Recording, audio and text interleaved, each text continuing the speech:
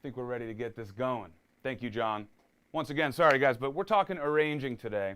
And what I wanted to do is kind of wrap up our lesson on arranging by checking in with you guys on what you've been working on in between our arranging lessons. So hopefully you guys are applying what we're working on in between lessons, whether it's to a piece of music that you're making up from scratch, maybe you're composing, or maybe you're trying to arrange a song that's in the song store for a different difficulty level as an exercise maybe.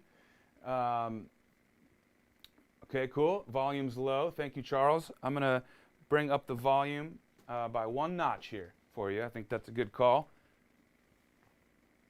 All right, there's that. I hope that's helpful. And happiness returns. Woohoo! Okay, so I want to check in with you guys on any specific arranging scenarios. And actually, John's bringing up a good point here.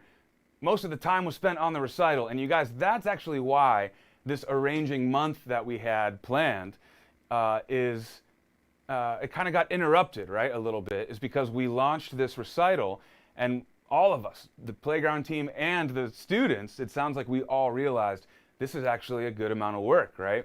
So we had some a bit of an interruption with that on the arranging side. So it's a good point, John. I bet many of you maybe wanted to try your hand at some arranging, but then jumped into the recital instead, which is cool. But yeah, no, that's a good point. Hit me with some questions, though, you guys. We have some stuff planned for the day, but I want to first check in with you guys and make sure I'm not talking about stuff that isn't as relevant to this group. So let me know in the chat anything you have about arranging. If you want me to cover something we did before, if you have a question for me about arranging, if you want to, just let me know what you guys are feeling for the arranging side of things today. In the meantime, I also want to know, let's see. Okay, good. Okay. Yeah, so John, you're saying the last thing you did was entering the final arrangement into MuseScore, basically when we finished it, right? So what we could do is kind of go back into some of the concepts that we explored earlier in the month and into last month, and start to look at another example of a song where we break it down in that same way, or we can go back and review a bit of the same stuff that we were doing before now that the recital is complete. And so I just want you guys to weigh in on the chat, and I'm going to steer this lesson accordingly, all right? So Elta is saying, I've been taking easy songs and adding chords to make it harder and have more sound. I love that, Elta. We're gonna spend some time talking about that today. Saul says, will you do a course on arranging in playground sessions? I'll tell you, Saul, we are about to change some things about how we're able to produce video content. It's going to be a good change. Here in the next few weeks, we hope, maybe a bit longer. These things can take some time, but we've been working on a big deal where we're going to get a ton of rights to do videos for songs that we haven't been able to do in the past. So we might actually be jumping into more song production, but maybe doing it in the style that we've been doing for these challenges or this recital. So walking you through each step. And so we're going to spend a good amount of time on that. But of course, we're also going to be adding course content as well. And I think after going through these last few weeks of arranging, it's become clear that people are interested in learning more about that. And so I think it's a really strong candidate for one of our next courses. I'll say that I know we have one in the works. It's a rookie level course, more focused around on the rhythmic side of things. We have our reading music course, which is about reading the staff, memorizing the notes and all that. But there's going to be more to come in counting and rhythmic and the rhythmic side of things. So that's kind of on deck. We also have a course on improvisation, but it's going to be beginner friendly. Not necessarily first day at the piano, but a beginner at improvisation. We'll find some good stuff in that course. It's not going to be so jazz focused. It's going to be more like, how do you just sit down and make up music that you know is going to sound good, and having the confidence to do that and some tools to do that. And we're going to feature Justin Coughlin, who's a great jazz pianist, and he's one of Quincy Jones's artists. He's going to be teaching some of that content in that course as well, which is pretty cool. But yes, I think after that, arranging is probably one of the strongest candidates. So thank you for the request. And like I said, this is just making me feel more and more that arranging is a good topic to explore more. All right, good. All right, Angel says, I'm doing this for the first time. I love to learn to play the piano. Great news. I'm glad you're having fun. I'm glad you're enjoying it. And Angel, did you do the recital too, the You Raise Me Up recital, or are you just talking about the Playground Sessions app in general? Charles says, I'm memorizing basic chord shells in all major keys, starting with the third on top. Also, wish Playground Sessions had a section to help with setting up an audio interface. Okay, fair enough. That's actually a great point. I know we have an FAQ section and support. Our support team is often linking out to things like that, just in terms of general setup. But it's a good point. I mean, troubleshooting different audio interfaces with different speaker setups or things like that. Yeah, perhaps we can add that to the FAQ section. I'll make a note of that. Your first comment, Charles, that you're memorizing the basic chord shells in all the major keys, I love to hear that. And the more keys you can memorize, the easier it's going to be to transpose, to change keys, and to pick out songs in other keys as well. So that's a great exercise. And for those who aren't sure, Charles is saying, let's take the key of C major, for example. Those are all the root position chords in that key. And Charles is practicing those, but he's practicing them with the third of the chord on top, which means we're playing them in inversions like this. So we would have... And I like that actually because we have the third being on top, it just is a more pleasing voice on top of the chord, in my opinion. And so it makes it a little bit more melodic when you do this.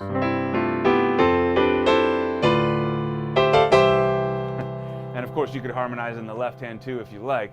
But either way, great exercise.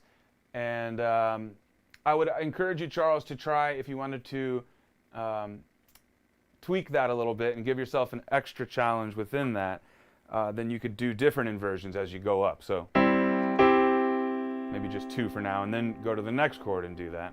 G, A minor, D diminished, C. You do it with all 3 inversions.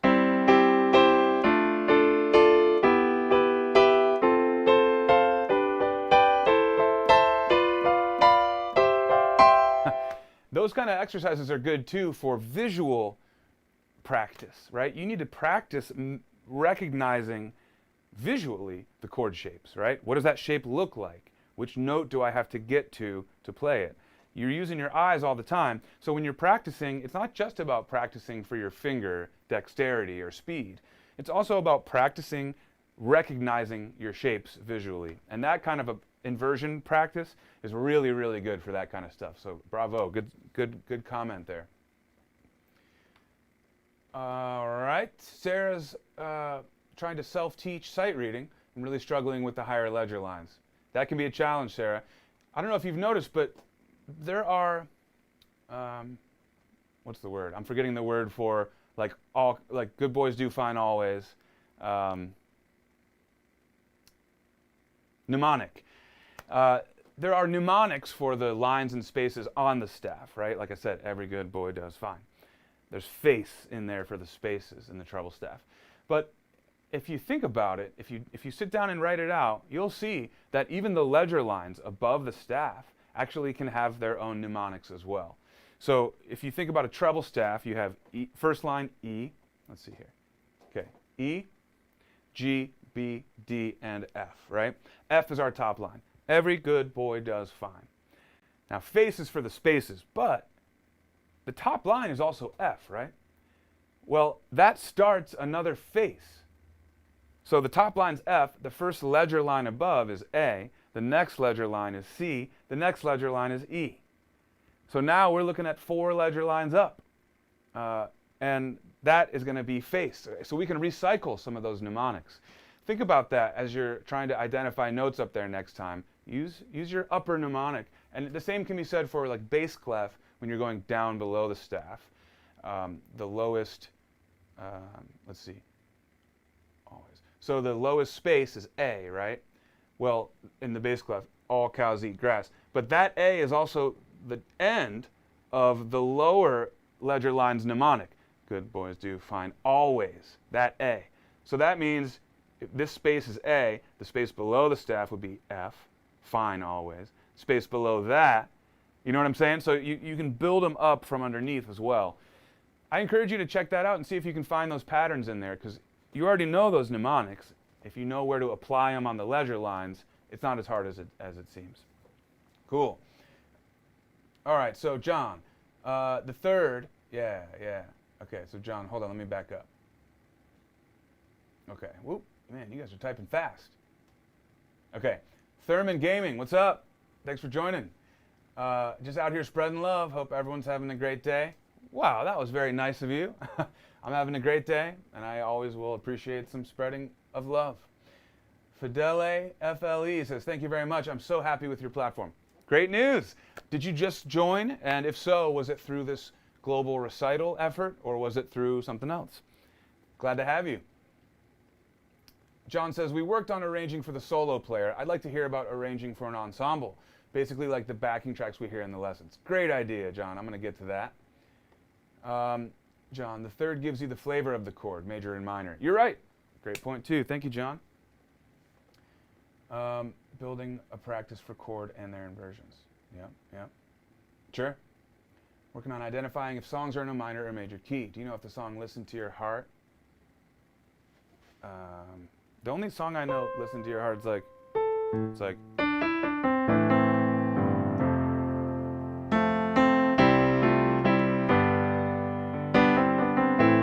is that it? If so, we can talk about that. If not, I'm not sure which one you're talking about. Patrick Poole, what's up, my man? Do I know any Jimmy Buffett? I mean, how can I not know this?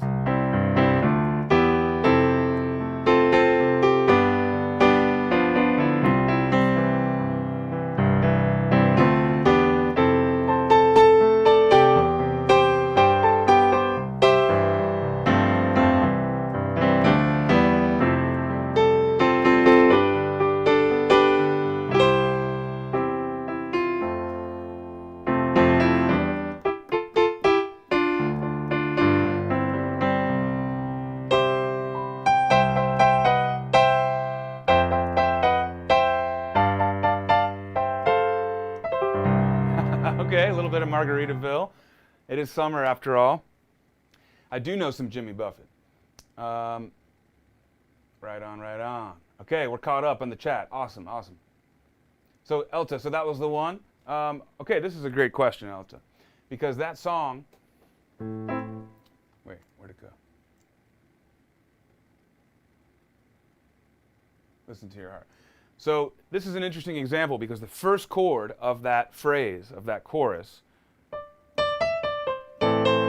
starts on a minor chord. I'm not sure which key it is in, but for now, I am just playing in the key of C major or A minor. Hey, Lauren Anderson. My wife just joined, everyone. Say hey. Yeah, so Elta, the first chord in that section, listen to your heart, is minor. Then we go to a major chord.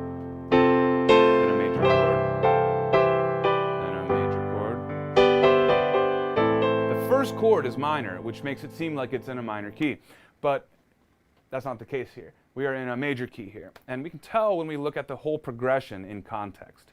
We're in the key of, well, in my example here, key of C, could be C major or A minor, right? The first chord is A minor, then we go to F major, then C major, and G major. Now, what we don't see, I don't believe, I could be wrong because I'm doing this off the top of my head, is an E major chord. An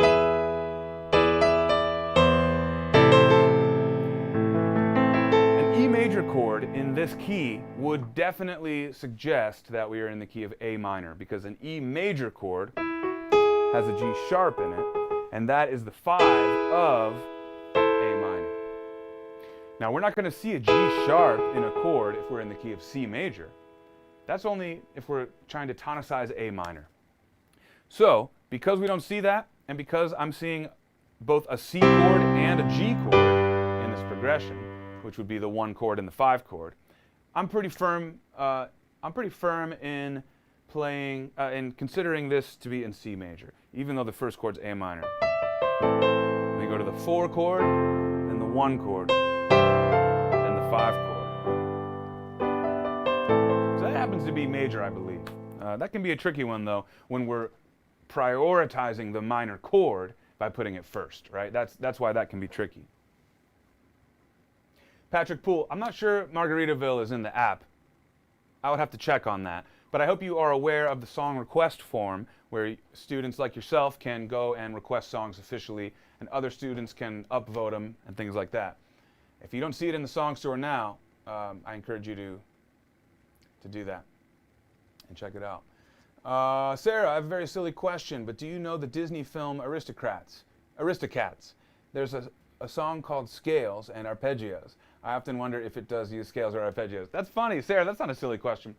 Although, unfortunately, I don't know that movie, but I would be shocked if they did not use scales and arpeggios in there. I'm going to have to check that out. That would be a fun one to look at. Charles, I have trouble telling the difference between Dorian and Aeolian based on just key signature. Fair enough. Okay.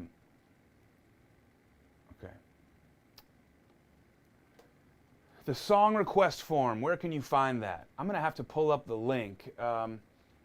I don't have it handy right now, but before we wrap up today, I'm going to grab it and I'll post it in the chat, okay? Or if somebody else has the link handy, I know some of you regulars who have requested songs in the past, that'd be a huge help actually, if you can share that link in the chat. Okay. Yep. So go ahead and get that request in, Patrick, and we'll try and make that happen for you. So John asked something earlier that I think would be good for us to explore right now, and that is arranging for an ensemble, okay? And what I mean by that is, so far we've been arranging for multiple voices, right? We're not just playing a single note. We've been arranging for multiple notes, but it's all been for one performer. One person to sit down and play at once. What John was asking about is, thank you, John. Thanks for grabbing that link. Sorry, I'm getting distracted by our chat. What John was asking about is arranging a song for multiple instruments to play in a group at once. So this is a great question, and I'm happy that you asked it, because it seems like it would be a fully different approach than what we've been doing so far, right? But the good news is, I don't actually believe that it is. Of course, it will be different at some point, but I believe that the foundation for arranging for an ensemble still should begin at the piano. So consider this. When arranging for the piano, we know that we have 88 keys available to us, right? And we can play 6 at once, or 2 at once, or 1, or 10, if we have all of our fingers on keys. That's one thing that will be different about arranging for an ensemble. You've got to know if you have 5 musicians to arrange for, or 10, for example. Are we doing a string quartet, or is this for a rock band, or is this for a full orchestra? So first you need to define your parameters. Who am I arranging for? What am I arranging for? And so for the sake of our exercise here today, let's imagine that we're arranging for a band, okay? So we're going to have a bass, drums, guitar, keyboard, and let's say voice, okay? That's a pretty common band you might see. So how would we go about arranging for that? Well, I suggest instead of starting, okay, here's the guitar. What's the guitar going to do? Okay. All right, now let's go look at the drummer. What's the drummer going to do? Okay, I wouldn't suggest doing it like that. Instead, I would sit down at the piano and I would start arranging for the piano, but you have to define your parameters a bit more. So, for example, you're going to have a bass note in any chord you play. Okay, that note is typically going to be given to the bass player. I'll give you an example. Let's say we play a C major chord like this. C, E, G, Ishar.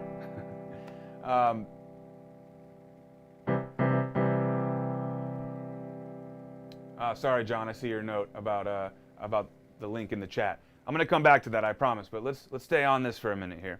So, C major chord.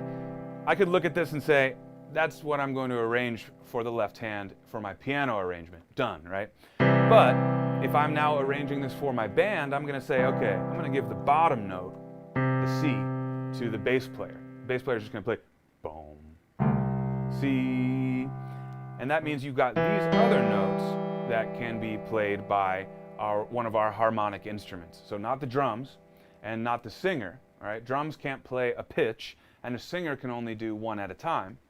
So I'm going to give the rest of the notes in that chord to the pianist and or the guitarist, okay? Because those are the instruments in our band that can play a chord.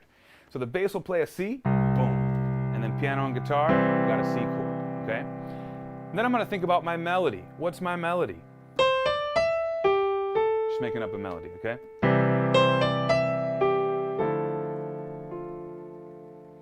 On piano, I might want to arrange it like this. But that's two notes at once. And we know that we're arranging for a singer to sing the melody, so we've got to, again, define our parameters, and we have to limit our melodic voice to just a single note. Okay? So then I'm going to do this. Here's my bass note, here's my chords, here's my single note melody. Okay, so I'm limiting myself there. Because I know that the singer has certain limitations. That's just how it is. I'm also going to think about range for a singer. Am I arranging this song for a female singer who can sing really high? If so, I might put it up here. Not that high. I might put it there, but if it's a guy singer, I might be down here. Right? So you got to know who you're arranging for, and you have to consider their range. Again, piano, you can put it anywhere. You can say, I want to have an effect where I jump up 3 octaves. And then down here. A singer can't do that, so you have to arrange with that in mind.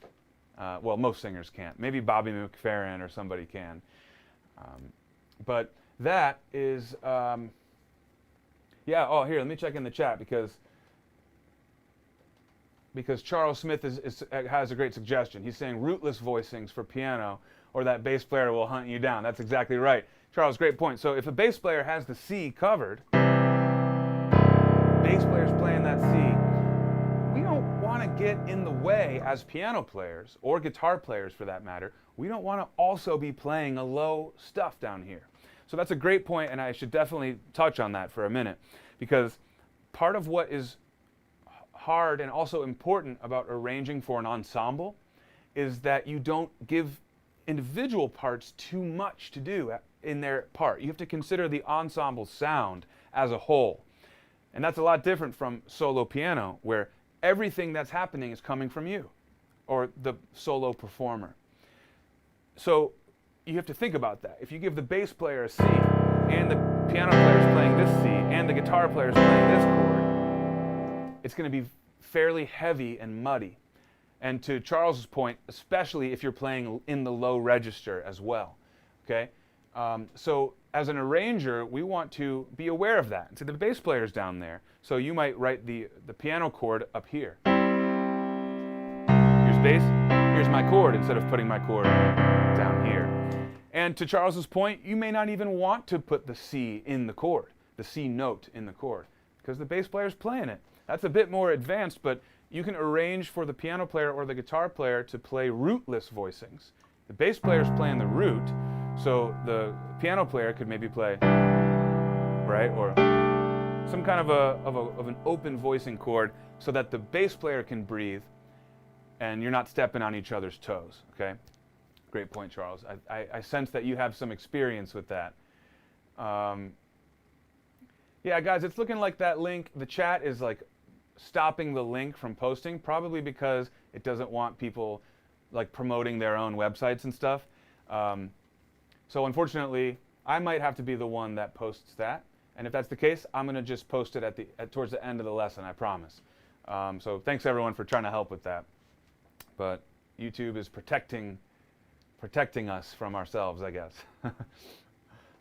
So that's a little bit about arranging for an ensemble. I think we can get even deeper into it and say, you know, that if you have two harmonic instruments, a piano player and a guitarist, And just because they can play chords doesn't mean they should always be playing together at the same time.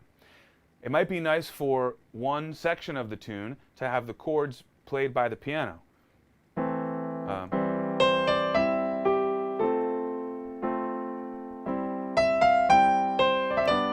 Making up a song, okay?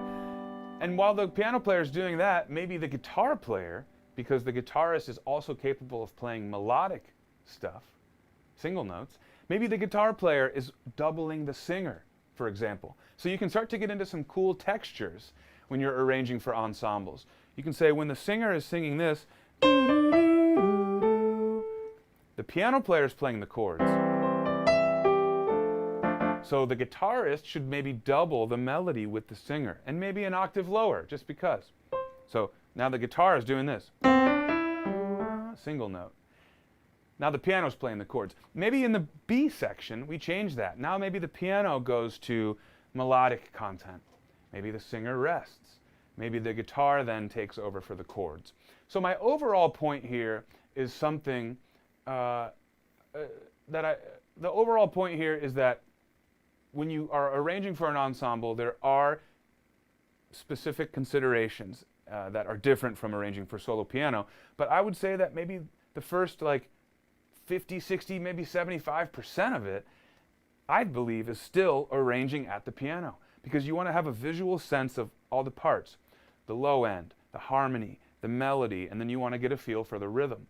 Okay, so I would venture to say that most composers and arrangers, even if piano is not their main instrument, I bet they're writing and arranging at the piano a lot of the time. So I would say start there, and then decide, all right, now that I've got, you know, the chords and the things how I want them, what tweaks do I need to make it fit well in an ensemble?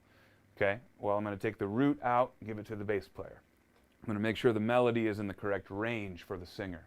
If it's not, I'll bring it down an octave or up an octave. And if that's too extreme, you may have to transpose your whole arrangement to a different key, somewhere that's comfy for the singer. That's another thing about working specifically with singers.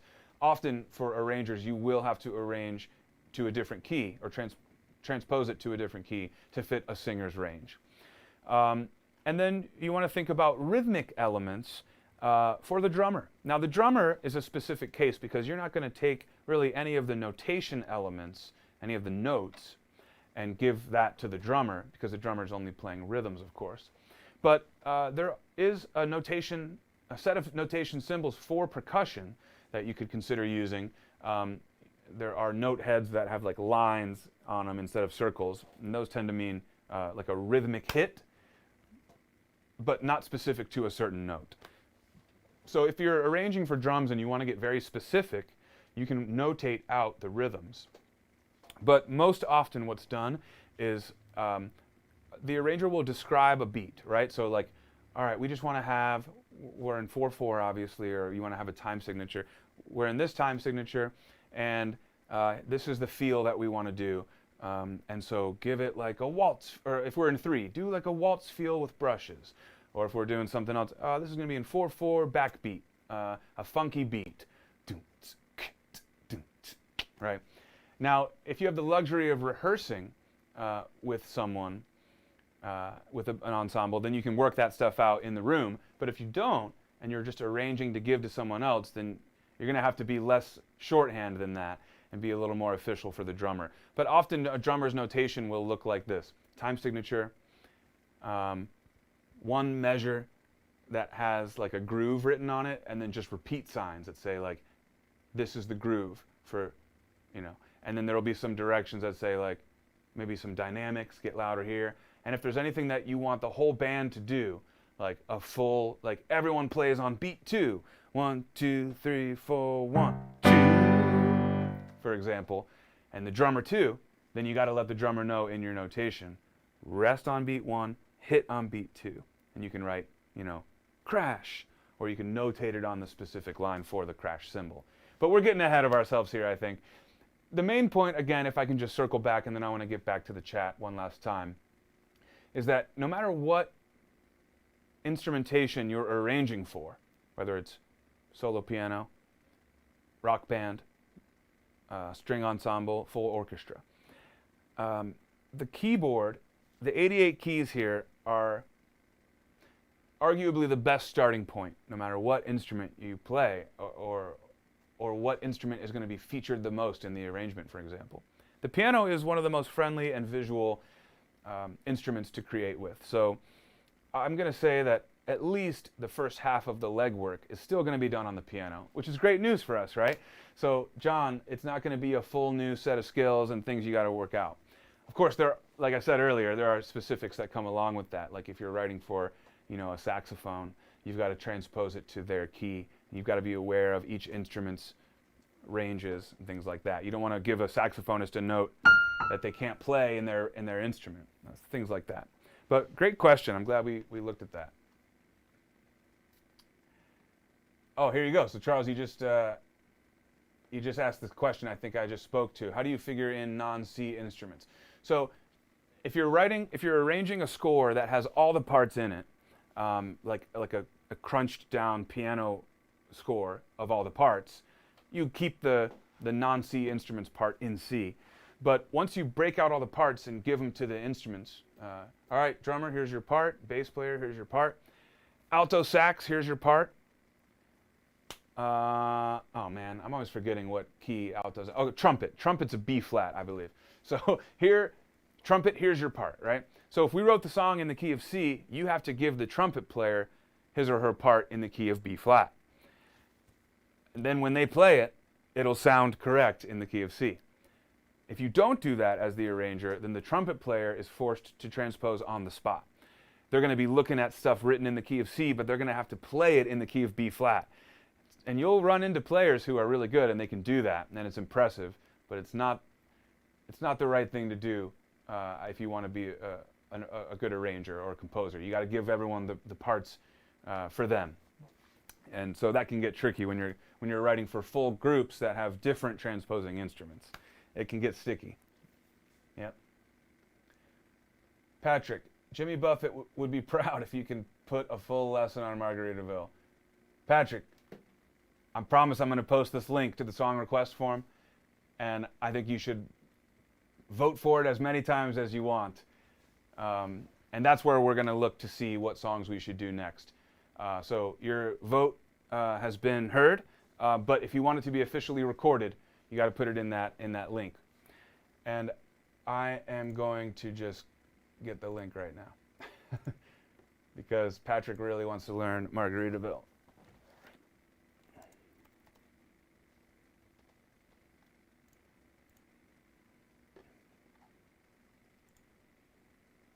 Give me 1 second and we'll have that.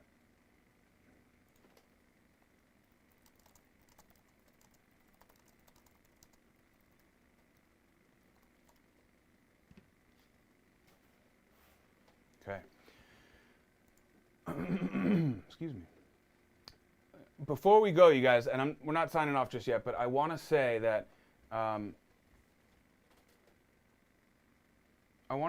we have a lot of room to go still within arranging, and I think it's important that we narrow it down. I loved where we went today, but as you could see, we could even spend another day or two on the topic of arranging for ensembles as well. So what I would like to do is check in on the next topic that we might want in this group, okay? We looked at some arranging for piano. We looked at the arrangements at different difficulty levels for You Raise Me Up. And today we talked a bit about translating your piano arrangements into ensemble arrangements, or just starting a new arrangement for an ensemble, okay? So my question to you guys is this. Next topic. Do we want to keep exploring arranging, or do we want to vote on a new topic, okay? So let me see if I can actually find, here it is. Next topic. All right, so let me walk you guys through these, and I want you to put in the chat. You can write it out if you want, but let's see if we can get these emojis in there. If you want to do a series of lessons from me on how to better play with other musicians, we covered that a little bit today, right? Talking about a piano player and a bass player. If you're playing by yourself, then you will have basically you can do whatever you want, free reign. But if you're playing with other people, you need to consider their ranges, their instruments, and what they're doing in the moment. Very true, right? For playing with other musicians, aside from arranging, if you want to jam with a band, with your friends, how do you do that? How do you know what key you're in? How do you pick out a chord? How do you play in time with a drummer, all right? That's stuff that we could talk about. So let's see if you guys want that topic. Another topic that I think I pitched months ago, and I don't think it was voted on, I figured I would bring this back into the mix as well. So for option 2 here, maybe we can talk about better practice techniques. We can talk about how to set up your session for success. We can talk about how to break out your larger practice session into smaller chunks, and how to stay efficient, and some drills and things to help you get warmed up for your practice, all that, okay? So you can write in, I don't know, these emojis I guess aren't making the most sense, but if you find a pencil emoji, or you can just write practice techniques in the chat. Another option could be to learn a song. Now I know we all just got done learning You Raise Me Up, but it could be kind of fun to do a song live in our live lessons too. I don't know what that would be. I could pick something, or if we have suggestions, it won't be Margaritaville, Patrick. Sorry, because I don't think that one's going to be ready by next week. But you know, we can explore what that would mean. What does learning a song mean together live here? I can teach stuff, and you guys can ask questions, and you know that could be pretty valuable too. Or you of course have the option to say more arranging. All right. I don't want to give too many more options than that, but I need to check in on the chat here and see if you guys have any kind of preference on this. And in the meantime, I'm going to check back in on the chat here. So Saul's asking, you said something about the backing tracks on the songs we buy. Did you say you can't insert backing tracks for the songs we work on? I'm not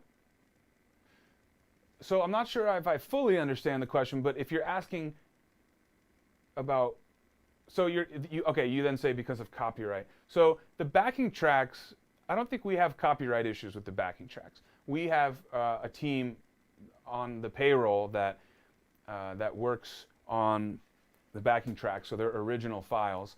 And the blanket rights that we do have to teach all these songs also extend to doing those backing tracks. So if you can clarify your question, Saul, I'd love to answer it. John saying Sweetwater has a chart with the ranges of various instruments. Yeah, there you go, a cheat sheet, if you will. When I was in college, I did that. I had like a cheat sheet for all the transposing instruments. That was helpful. Okay, Sarah, I missed a question. I'd hate for them to feel left out. Me too. So I'm going to go back up and try and find that question. Thank you. That is a good question. Okay, I'm going to go back to the chat here. And I believe this is the question. The question is, I'd like to know if a kid of 3, 4, or 5 years old must also use his or her 2 fingers, numbers 1 and 5, to play accompaniment in piano, or she can just use 1 finger, his index. Okay. I think your question is if you're just playing 1 note on the piano. Let's say we're playing a song that uses middle C. Now, we teach that to play middle C, you want to put your hand in a C position, where your thumb's on C and your other fingers are on the other notes. That's a 5-finger position, C, D, E, F, and G, for example. Now, if we're in this position and a song says to play C, G, C, for example, we're going to want to use those fingers, 1, 5, 1. And here's why. Because you don't have to look down to do it. In fact, I can close my eyes and I'll turn around. That's the benefit of a position. You know that your fingers are in the right spot. If you wanted to play that with just this finger, you could. But it is technically incorrect. I hate to throw that word out there because I did play the right notes. But technically, you're doing it in the wrong way because you're giving yourself much more work to do. You now have to look down, you have to move, and then you have to move again. You also can't connect the notes very well when you do it like that. So it's much easier in the longer run to play those things in the right position. But I understand your point here. When you have a young kid, 5 years old even is young. In fact, most places won't even start piano students until they're 5. Kids that age will have a tough time using the correct fingers. They're going to want to do what feels good in that moment, which is typically going to be like these 2 fingers or just this finger.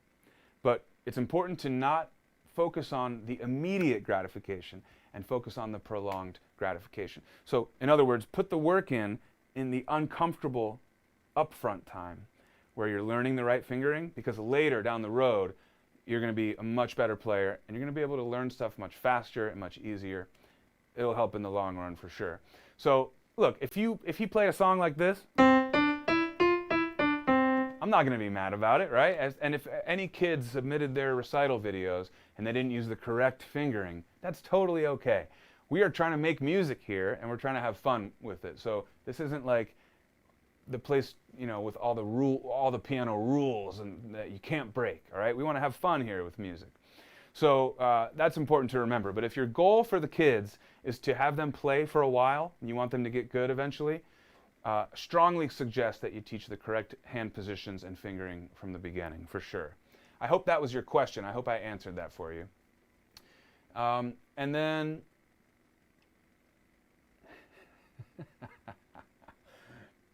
this is funny, you guys. All right, so I'm seeing some votes. Let's go through it, all right? So let me go back to our page here.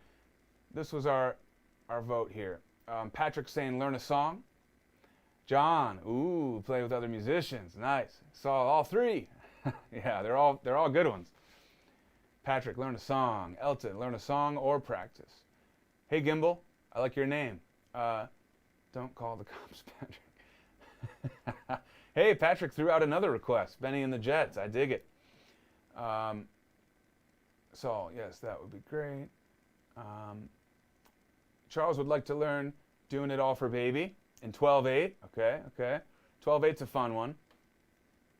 Patrick, Benny and the Jets. Yvonne. Yvonne got the emoji in there. I see you. So better practice techniques. Saul, I want to be able to listen to the backing track and play. Download the backing track and play.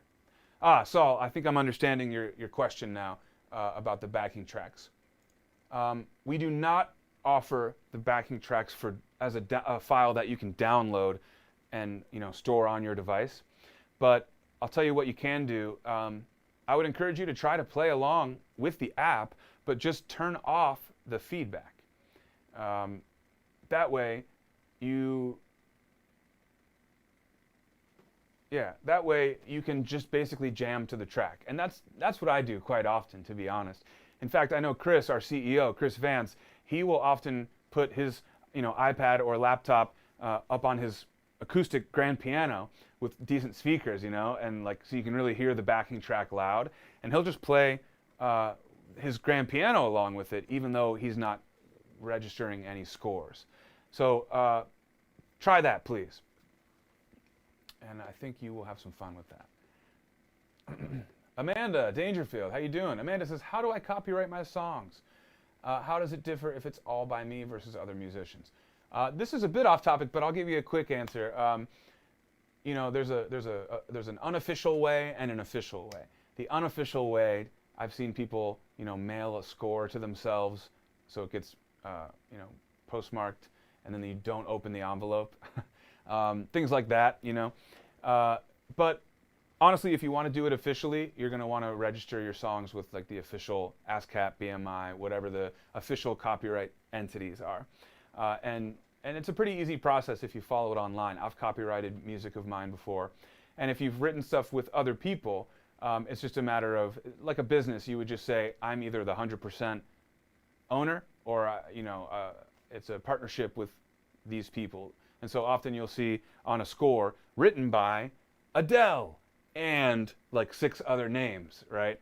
That's how that would be handled. And those people would split the royalties accordingly. Nice to see you, Amanda. Thanks for the question. Yep. Oh, John Sandlin, I like that idea, especially for a 3 or 4-year-old. If you get a piano that is a bit smaller, and I agree, not a toy piano, but something that has a keyboard that is like a real keyboard, but just a little bit scaled down. You'll see smaller guitars, for example, that aren't toy guitars. It's just a normal guitar that's smaller. You'll see the same kind of thing on some keyboards. So that could be good for very small hands. I would agree with you there. But honestly, I mean, if you got a 3-year-old or 4-year-old who's practicing and like improving, that's awesome. I feel like you should just teach them the full position from the beginning. That way, if you've got a smaller keyboard and then when you change to the bigger keyboard, there's not a change there for the kid as they get bigger. But really, I mean, at that age, honestly, 3 years old, I would not personally start trying to teach things like fingering or even hand positions. My strong suggestion for teaching kids that young is, and I've done this myself, and I've had really positive responses from this too when I used to teach more in person, is that you just got to have fun with them at the piano. I mean, it sounds simple, but what you're trying to do with a kid that young is plant the seed that music is fun and that you can have a good time sitting at your instrument.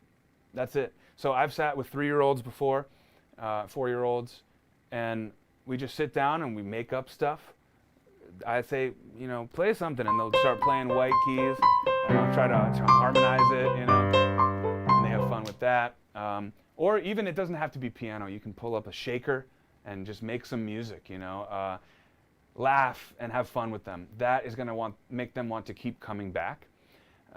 And that's the best thing I think you can do at that young age. Maybe 5 or so is a good time to start saying, okay, now here's a teacher, and you have to kind of be a student and listen and show respect and learn. That kind of stuff is hard for a 3-year-old. So that's what you want to introduce maybe at the 5 or 6-year age, depending on the kid. But if you've done those few years of planting the seed of music is fun, and you can have fun doing it, then transitioning into that more classroom setting is going to be much easier for you and the kid. Yep.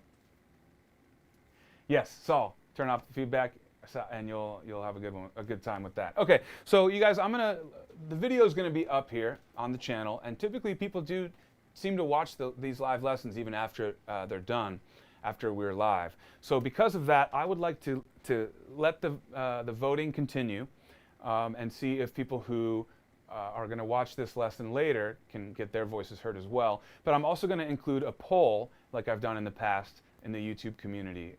So the poll will include these options as well. I will tally these votes in here, but I want to see what the poll has to say as well. Thank you all for voting in the chat.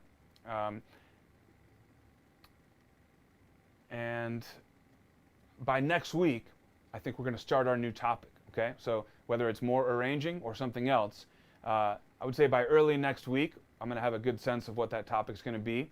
And then so by next Wednesday, a week from today, same time, we'll get started on our next round. Should be fun.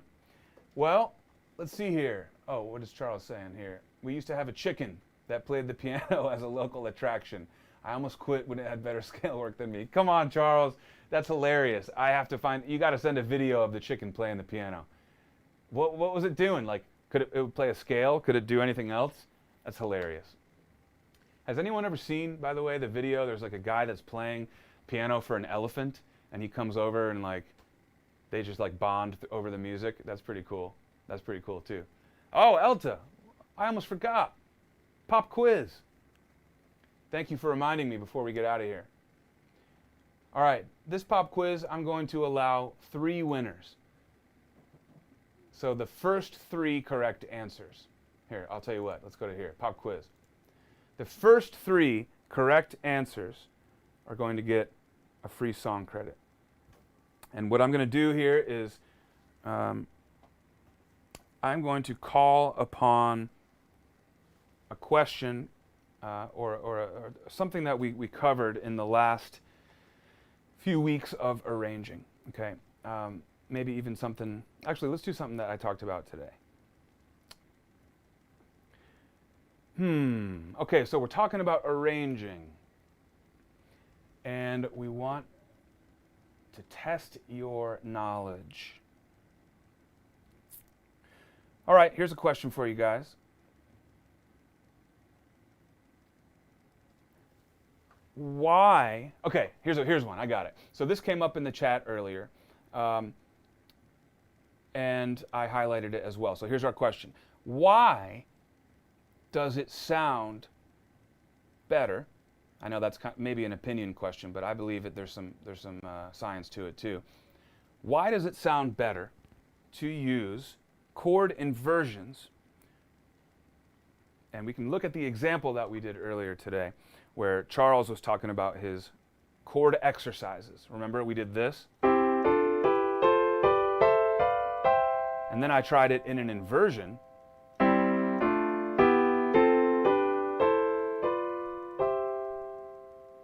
And we all kind of collectively decided, you know what, that sounded better. Why? My question is why? And this is kind of an open-ended question. I will accept multiple answers depending on what I get, and I will accept the first 3 correct answers. Now, it was something we talked about in the chat, and it has something to do with what note specifically was on top of the inversion. So the inversion we did, we had the 3rd on top, right? Why does that sound more pleasing? Okay, this can be, you can explain your answer, it doesn't have to be one word, things like that, all right? But I'm looking for something that has to do with, there's a little bit of a theory component to this answer. And I'll give you a hint. It has to do, or one answer that I'll accept has to do with a bit of theory around the chord qualities. Okay, so you guys keep typing in these answers. And I am going to let you type, and I'm going to play a bit here, and then I'm going to come back and go through your answers.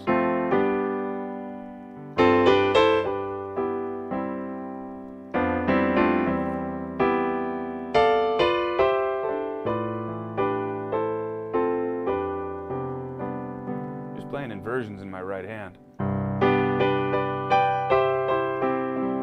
But I'm harmonizing them differently.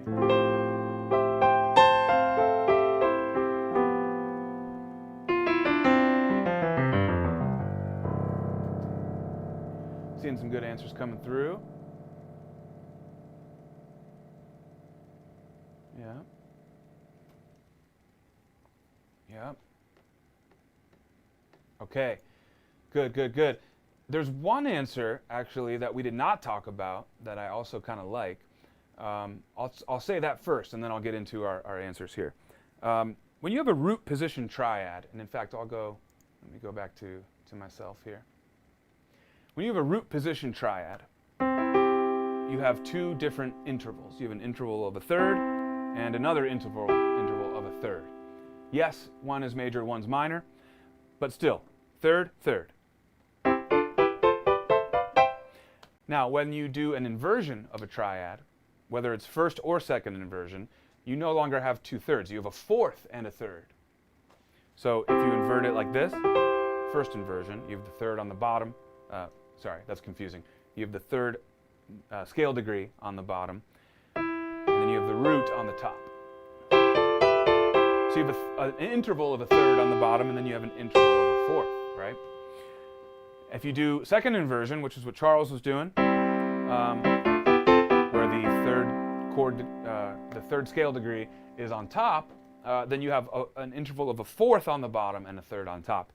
When you have more varying intervals, I think that can make for a more interesting sound. Whereas a root position triad tends to just be a stack of the same intervals. And so in jazz, we like to use fourths instead of thirds. Pop music tends to use fifths, but also thirds.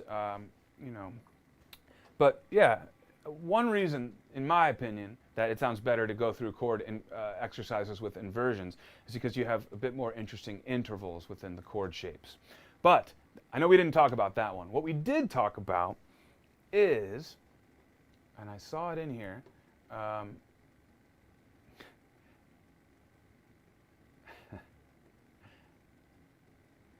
okay, I'm just going to try and find it here in the chat. Okay, I want to call out John Sandlin's answer, and that doesn't mean he was the only one that was right, but I like what John said, specifically that it's the third on top is emphasized. And the third is a very important and defining note of a chord. Okay, it's the difference between a major and a minor chord. And when you play those chords in root position, the third, whether it's major or minor, is buried in the middle of the other two notes. But if you play it in an inversion where the third is on top, then you hear that third cut across the other sounds. Whatever, and this is true, we talked about this in a previous week with arranging. When you put your melody in the arrangement, you don't want to put notes on top of that, typically, because you want your melody to ring out on top. And so that applies here too for chord voicings and chord inversions. Whatever note's on top is going to stick out a little bit more. And because here we have the third on top, the defining note, whether it's major or minor, is what we hear the most. And that is why that sounds better, in my opinion. But I'll tell you what, a lot of these other answers are correct because, for example, I like what Saul says. Saul says because it's happy, right? Well, that's just another way to describe the mood of the quality of the chords, major versus minor. So you're getting a sense of the mood. That's another way to say that, I think, Saul. So I like that. Sarah says it helps memorize finger patterns. Sarah, that's actually a nice point. That exercise is crucial if you want to memorize larger chord shapes. Instead of just seeing chords as three notes, oh, here's an inversion. It's like a new chord. It's different three notes. No, we don't want to do that. We want to see all of those notes. All of these notes in the C chord. We can have this inversion, this inversion, this inversion, this one, this one, this one. It's all part of that visual chord shape. And so this is a great exercise for that. But Sarah, my question was, why does it sound better? And so I will say that I don't know if that gets to why it sounds better, but I think what you put at the end is redeeming. I think that earns you a free song credit as well, because I did get my mic to work. So I'm going to give you one too, Sarah. Elta says, because if it's too low, it could be muddy. That is also a great point. Also something we talked about today. You are right on both counts.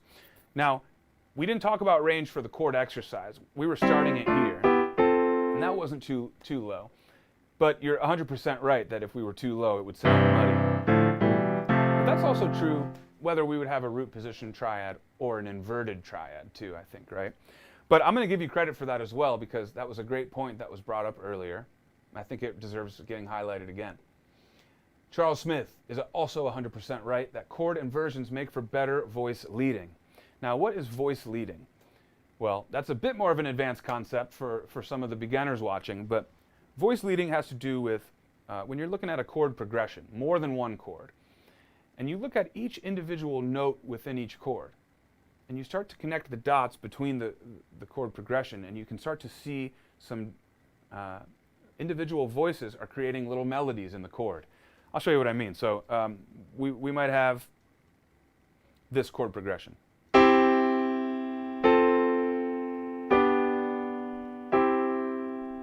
That progression has good voice leading because I'm using inversions. It wouldn't have good voice leading if I did all root position triads like this.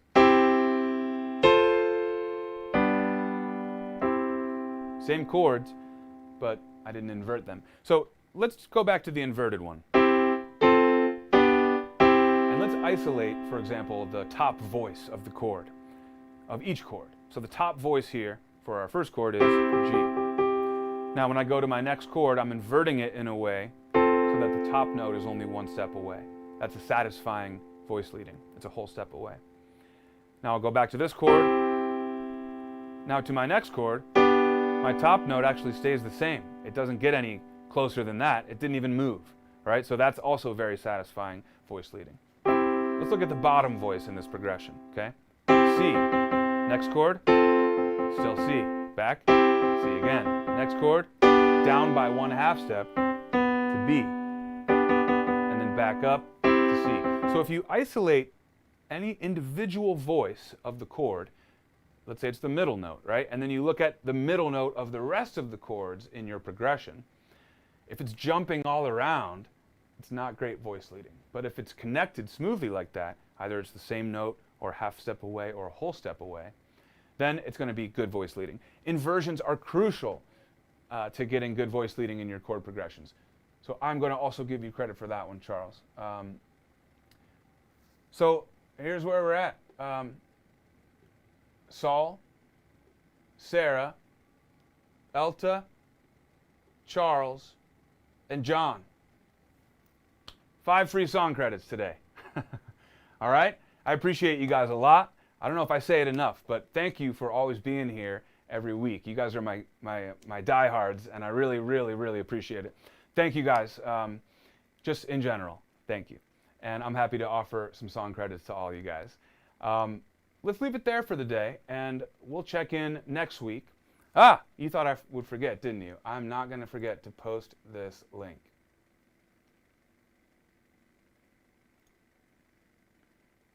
Copy. And let's see if it'll let me paste it. Oh yeah, Sarah, I forgot. You're not in the app. Man, we gotta talk one day, Sarah. We gotta have a heart to heart. And you gotta tell me why you're not on the app yet.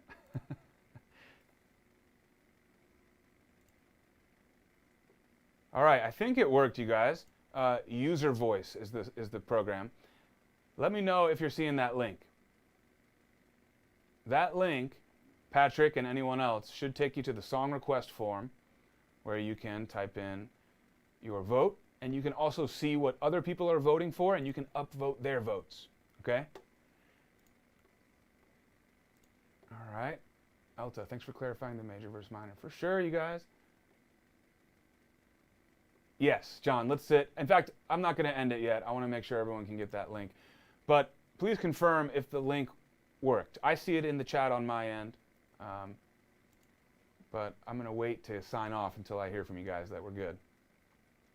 And for those who are new, I'm not sure if everyone who won a song credit today, if you haven't won one before and you're not sure how to redeem, here's how you do it. You're going to email support@playgroundsessions.com and say, hi, I won a free song credit yesterday in Phil's YouTube live lesson.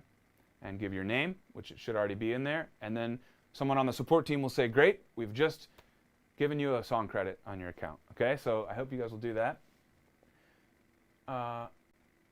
Okay, good. So John's saying the link worked. Charles is in 2 piano groups. Oh, sweet. What other group, Charles, if you don't mind me asking? There's a lot of good ones out there. I'm glad you rejoined too, my friend. We got a lot of big stuff coming. Later in the year, we're launching the new app, you guys. iPad, new design, new bug fixes, all that stuff. You guys have been really patient, and it's coming. We're also, I mentioned earlier, we're going to be unlocking a bigger song rights deal that will allow us to teach more songs in video like we've been doing. That's going to be pretty sweet as well. So anyways, I'm glad you joined, Charles, and I'm glad you're digging it. We're going to have some good stuff coming for the rest of the year. Okay, that's it, guys. I'm going to leave it at that. But Patrick, I hope you saw the song request link. And oh, Johnny May? I don't know that guy. Is that the... Oh, that's your other channel. I see. Yeah, I'll have to check him out. There's a lot of little like YouTubers popping up, like individuals that are great teachers. That stuff can be cool for sure. So yeah. Anyways, I'm really happy with where we're at here, you guys. And I want to just say one more time that if you know anyone that would enjoy these sessions, whether they're learning piano or not, I think we have some fun. And I'd appreciate it if you guys would share it out to someone, only if you think they would really dig it, though. I don't want you guys to just share it to everyone you know, because sometimes that can feel spammy. But I would love if you guys would send a personal message to someone that you know that would really enjoy these and say, hey, come to the next one and check it out. In fact, if you bring a friend to the next one and you introduce them in the chat, we'll have some fun with your friend too. We'll get them in the mix, okay? Anyways, thank you guys. I'll see you next week. And don't forget to vote on the new topic in the poll. I'll be posting that poll in just a minute here after I sign off. Thank you, everyone, and I will see you